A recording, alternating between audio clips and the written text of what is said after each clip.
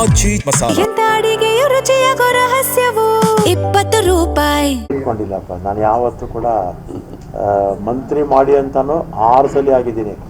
ಯಾರನ್ನೂ ಯಾವತ್ತೂ ನಾನು ಮಂತ್ರಿ ಮಾಡಿ ಅಂತ ಕೇಳೋಕ್ಕೆ ಹೋಗಿಲ್ಲ, ಇನ್ನು ಖಾತೆನೂ ಕೇಳಲ್ಲ. ಅಲ್ಲ ಸರ್, ಈಗ ಸಮಾಧಾನ ಇದೆಯಾ ಈ ಖಾತೆ ಆ ಖಾತೆ ಬಗ್ಗೆ ನೀವು ಮಾತಾಡಲೇಬೇಡಿ.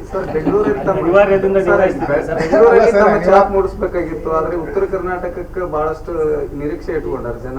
ಆದ್ರೆ ಇದು ಬಹಳಷ್ಟು ದೂರ ಇರೋದ್ರಿಂದ ಒಂದ್ ಸ್ವಲ್ಪ ಮಾತಾಡೋದೇ ಇಲ್ಲ. ಅಲ್ಲ ಸರ್, ಈಗ ಬಹಳಷ್ಟು ಜನ ಬದಲಾವಣೆ ಆಗುತ್ತೆ ಅನ್ನೋ ನಿರೀಕ್ಷೆ ಇಲ್ಲ ಸರ್. ಅದ್ರ ಬಗ್ಗೆನೇ ಮಾತಾಡಲ್ಲ, ನೀವು ಕೇಳಬೇಡಿ. ಮಂತ್ರಿಗಳು ಸಿಕ್ಕಾರ, ಉತ್ತರ ಕರ್ನಾಟಕದವ್ರು ಹ್ಯಾಪಿ ಅದಾರ ಅಂತ ನಾವು ಬರ್ತೀವಿ.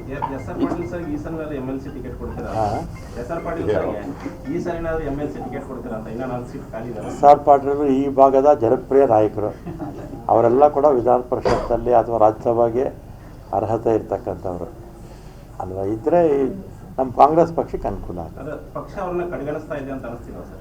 ಈಗ ಕೆಲವು ಸಂದರ್ಭದಲ್ಲಿ ಏನೋ ಆಗಿರುತ್ತೆ ಅಲ್ವಾ. ಅವರು ವಿಧಾನ ಪರಿಷತ್ ಎಲ್ಲ ರಾಜ್ಯಸಭೆಗೆ ಹೋಗುವಷ್ಟು ಅರ್ಹತೆ ಅವ್ರಿಗಿದೆ. ಇಟ್ಕೊಂಡಿಲ್ಲಪ್ಪ, ನಾನು ಯಾವತ್ತೂ ಕೂಡ ಮಂತ್ರಿ ಮಾಡಿ ಅಂತಲೂ 6 ಸಲ ಆಗಿದ್ದೀನಿ.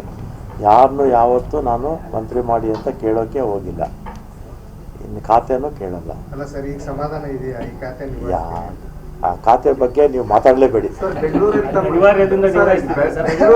ಛಾಪ್ ಮೂಡಿಸ್ಬೇಕಾಗಿತ್ತು, ಆದ್ರೆ ಉತ್ತರ ಕರ್ನಾಟಕಕ್ಕೆ ಬಹಳಷ್ಟು ನಿರೀಕ್ಷೆ ಇಟ್ಕೊಂಡಾರ ಜನ. ಆದ್ರೆ ಇದು ಬಹಳಷ್ಟು ದೂರ ಇರೋದ್ರಿಂದ ಒಂದ್ ಸ್ವಲ್ಪ ಮಾತಾಡೋದೇ ಇಲ್ಲ. ಅಲ್ಲ ಸರ್, ಈಗ ಬಹಳಷ್ಟು ಜನ ಬದಲಾವಣೆ ಆಗುತ್ತೆ ಅನ್ನೋ ನಿರೀಕ್ಷೆ ಇಲ್ಲ ಸರ್. ಅದ್ರ ಬಗ್ಗೆನೇ ಮಾತಾಡಲ್ಲ, ನೀವು ಕೇಳಬೇಡಿ. ಯೋಗ್ಯ ಮಂತ್ರಿಗಳು ಸಿಕ್ಕಾರ, ಉತ್ತರ ಕರ್ನಾಟಕದವ್ರು ಹ್ಯಾಪಿ ಅದಾರ ಅಂತ ನಾವು ಬರ್ತೀವಿ. ಎಸ್.ಆರ್. ಪಾಟೀಲ್ ಸರ್ ಈ ಸಲ MLC ಟಿಕೆಟ್ ಕೊಡ್ತೀರಾ? ಎಸ್.ಆರ್. ಪಾಟೀಲ್ ಈ ಸಲ MLC ಟಿಕೆಟ್ ಕೊಡ್ತೀರಾ ಅಂತ? ಇನ್ನೂ 4 ಸೀಟ್ ಖಾಲಿ ಇದೆ. ಎಸ್.ಆರ್. ಪಾಟೀಲ್ ಈ ಭಾಗದ ಜನಪ್ರಿಯ ನಾಯಕರು, ಅವರೆಲ್ಲ ಕೂಡ ವಿಧಾನ ಪರಿಷತ್ತಲ್ಲಿ ಅಥವಾ ರಾಜ್ಯಸಭೆಗೆ ಅರ್ಹತೆ ಇರ್ತಕ್ಕಂಥವ್ರು ಅಲ್ವಾ. ಇದ್ರೆ ನಮ್ಮ ಕಾಂಗ್ರೆಸ್ ಪಕ್ಷಕ್ಕೆ ಅನುಕೂಲ ಆಗುತ್ತೆ. ಪಕ್ಷ ಅವ್ರನ್ನ ಕಡೆಗಣಿಸ್ತಾ ಇದೆ ಅಂತ ಅನಿಸ್ತಿಲ್ಲ ಸರ್? ಈಗ ಕೆಲವು ಸಂದರ್ಭದಲ್ಲಿ ಏನೋ ಆಗಿರುತ್ತೆ ಅಲ್ವಾ. ಅವರು ವಿಧಾನ ಪರಿಷತ್ ಎಲ್ಲ ರಾಜ್ಯಸಭೆಗೆ ಹೋಗುವಷ್ಟು ಅರ್ಹತೆ ಅವ್ರಿಗಿದೆ.